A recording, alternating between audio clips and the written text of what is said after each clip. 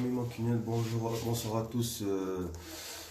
On va débriefer le match de Première League et quatre thèmes qu'on va commencer ensemble pour parler de l'actualité Man U, de l'actualité du derby. Donc c'est parti. Premier thème, syndrome à la maison, les amis. Donc syndrome à la maison car c'est désormais officiel et officieux depuis un bon petit bout de temps. Manchester United est malade. Manchester United n'y arrive pas à la maison. Manchester United patauge son football avec les stats en présence que j'ai devant moi.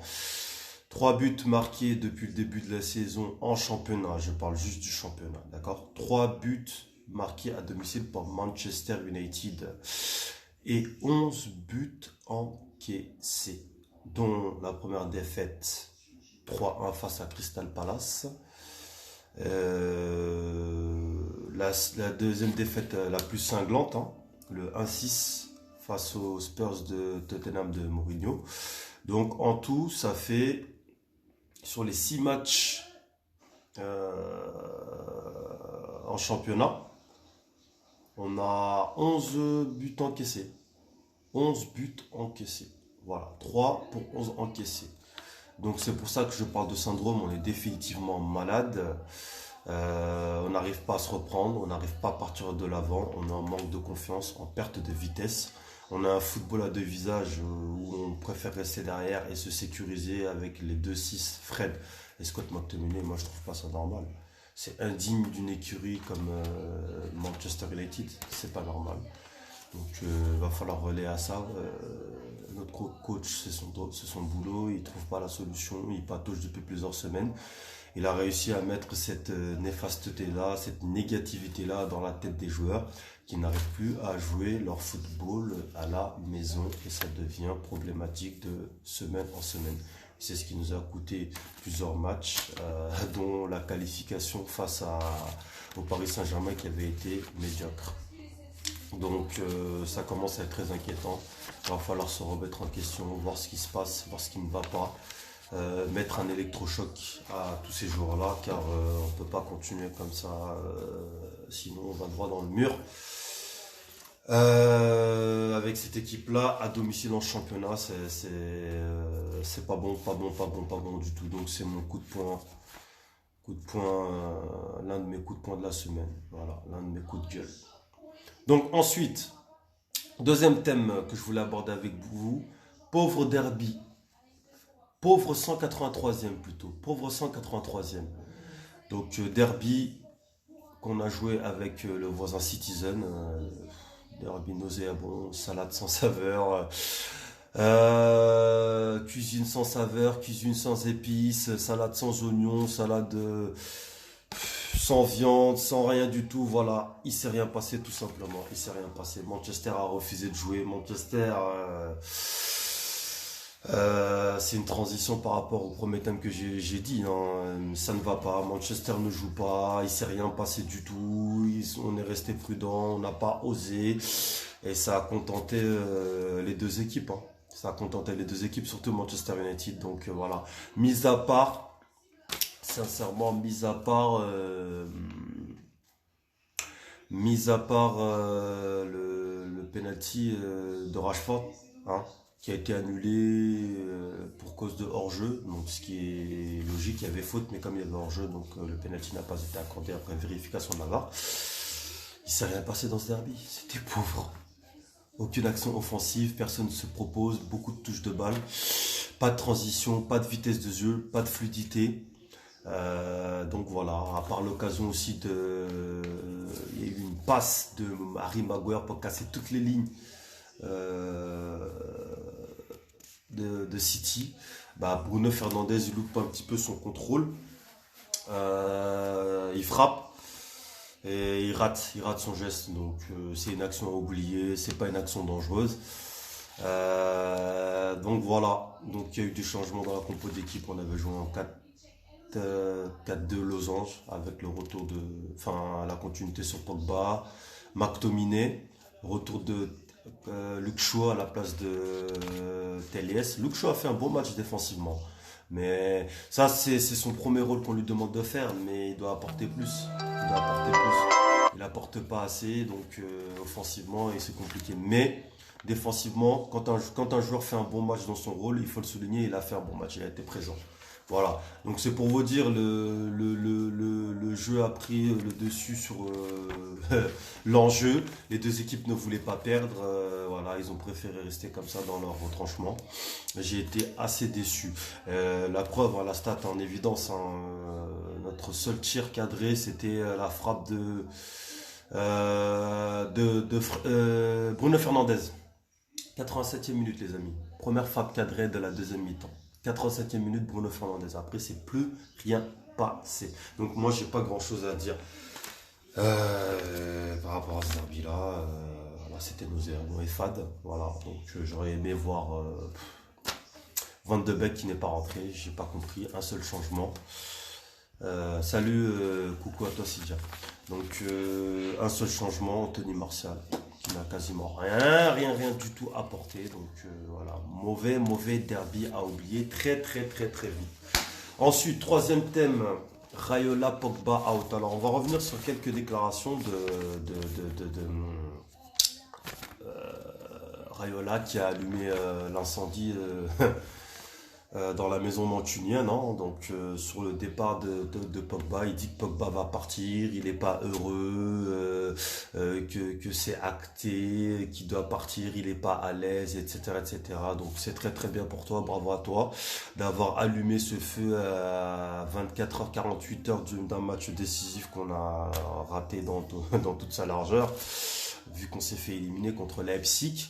Donc c'était pas un bon timing. Et ensuite, ça nous a pas aidé, ça a mis le feu au lac parce que voilà, les joueurs ont demandé coucou Cassim, ont demandé des changements, que Pogba parte, que Dean Anderson joue parce qu'il ne comprenait pas qu'il soit sur le banc.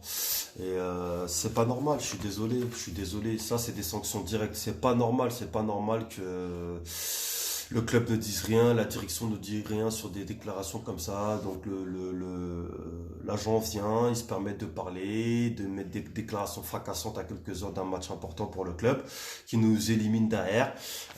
Moi je trouve pas ça normal. Et après il vient nous dire derrière, je vous lis mot pour mot ce qu'il a dit. Étant donné que le joueur n'a pas l'intention de prolonger son contrat, les gens qui ne comprennent pas cela ne comprennent pas grand chose au football. En tout cas, qu'ils me mettent ça sur le dos si Paul par l'été prochain. Mais bien sûr qu'on va te mettre ça sur le dos. On va te mettre ça sur le dos. Tu dis mot pour mot qu'il veut pas prolonger. Alors, c'est quoi le problème?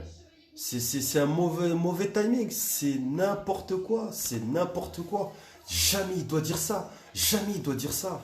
Il prouve encore une fois de plus qu'il est là juste pour se gaver de son argent et jeter en pâture Paul Pogba qui est pris entre deux chaises et qui nous fait des déclarations beaucoup plus tard. Mais moi je trouve ça mauvais. C'est pas bon du tout. Donc c'est n'importe quoi. C'est n'importe quoi. Donc non, carton rouge, Mino Raiola, carton rouge. C'est pas normal de faire des déclarations comme ça dans des matchs importants et charnières du club. Et je suis pas du tout content. Voilà, il doit partir, qu'il prenne son joueur, Pogba, qui parte avec son joueur parce qu'on n'en peut plus de ces mauvaises déclarations là. C'est pas bon, quoi. Voilà. Ça met beaucoup de négativité dans l'équipe et ça met pas de sérénité dans le club. Donc voilà, je voulais revenir sur ça. Donc je sais que il y aura encore des déclarations et c'est pas bon du tout. Et ensuite il y a aussi Pogba aussi qui a fait sa déclaration que j'ai pas du tout aimé. Ça m'énerve, ça me casse les bonbons. Franchement, faut faire une sanction financière. Faut marquer le coup. Et c'est là que tu vois que les joueurs ils s'imposent plus que l'institution du club. C'est n'importe quoi. Comment Pogba peut venir s'asseoir et dire oui, je me suis toujours battu et je me battrai pour United, mes coéquipiers et les supporters. Les blablas ne sont pas importants. Le futur est lointain. Ce qui compte, c'est aujourd'hui et je suis impliqué à 1000%. On est toujours ensemble. Tout a été clair entre le club et moi et ça ne changera jamais. Quand vous ne savez pas ce qui se passe à l'intérieur, ne parlez pas. Mais on est obligé de parler, Paul Pogba. Je suis désolé. Tu peux pas dire une phrase comme ça 48 heures, 72 heures après. Tu dois intercepter ton agent. ton agent a parlé, tu dois l'intercepter, faire un démenti tout de suite. T'attends pas 48 heures après. Parce que quand tu attends 48 heures, 72 heures après, ça veut dire que tu confirmes indirectement les propos de ton agent comme quoi t'es pas heureux. Et je suis désolé, tu vas pas nous mettre la disquette quand tu nous dis que ouais, tu es impliqué à 1000% et que tu te battras toujours et que tu t'es toujours battu pour le club. Non, non, non, non, non, c'est faux, Pogba. Faut arrêter la langue de bois. C'est de la langue de bois pure et simple. Pure et simple. C'est un mensonge total. Faut arrêter les mensonges, Paul Pogba. Faut commencer à mouiller le maillot parce que tu as des très mauvaises prestations à Manchester United. Il y a plus de mauvaises prestations à Manchester que des bonnes. Donc à un moment donné, faut arrêter la langue de bois. Je suis pas d'accord avec ça. Voilà, ils se foutent de notre gueule, Pogba et Raiola. Là, faut tous les virer. Faut mettre une sanction financière à Raiola. On dirait qu'il y a personne au club. Il n'y a pas de community manager pour parler à ces gens-là. C'est n'importe quoi, c'est abusé. Je suis pas d'accord. Donc carton rouge. Carton rouge, faut les mettre sur le côté. Moi, je suis le coach, je le mets sur le banc. Il n'est pas impliqué, ce mec-là. Il se fout de la gueule du club. C'est n'importe quoi. Il crache et il pisse sur le club. Donc, c'est pas normal, je suis désolé. Voilà. Ensuite, quatrième et dernier thème, déclaration de Kim que j'ai bien apprécié. Hein. Il n'a pas aimé le derby comme moi. Donc, il a dit qu'à la fin du match, le staff et les joueurs se serrent dans les bras, sourient, discutent entre eux. Aller dans le tunnel, je ne comprends pas. Vous jouez pour ces clubs en particulier, United, pour gagner des matchs, pas pour être copain avec tout le monde. Donc c'est vrai. Là, il a mis un tacle, les deux pieds décollés. Il aurait été au club. Je sais qu'il aurait coiffé et mis des gifles à certains joueurs qui ont manqué d'agressivité terrible dans ce derby. Hein. Donc voilà. Et il a dit que 2 cartons dans un derby. Je n'ai jamais vu autant de câlins et de bavardage après le match. C'est un derby dont je comptais souligner ses déclarations parce que c'est du Roy Keane tout craché, comme à l'époque où il était joueur de foot. Je suis content parce qu'un ancien du club parle et se fait entendre. Voilà, c'est tout. C'est tout ce que je pouvais dire sur ce derby-là et ces déclarations-là. J'ai pas grand-chose à dire parce que Roy Keane a tout résumé sur ce derby-là, les amis. Donc commentez, likez les amis, partagez ma page Mancunien Sixo. Et je vous dis à bientôt. Bonne soirée à tous. Glory, glory, Man United. Yes.